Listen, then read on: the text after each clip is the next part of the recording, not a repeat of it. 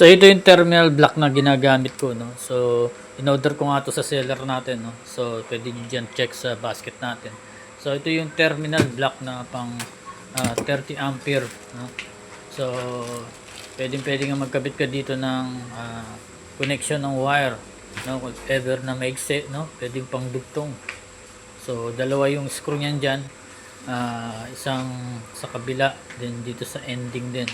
So pwede mong putol-putulin to if ever na dalawa lang gagamitin mo, pwede rin, no? Then yan yung hihigpitan, then ilulus mo, no? So diyan may kakabit yung wire o isusuot, no?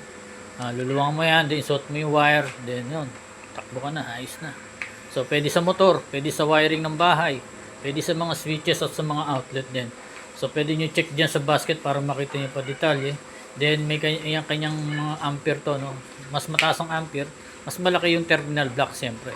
So safety to, hindi mo na kailangan ng electrical tape dahil yan, naka-isolated naman yan sa plastic at nasa loob yung mismong terminal block niya. So connector, pwede. So walang problema. So recommended ko to. Check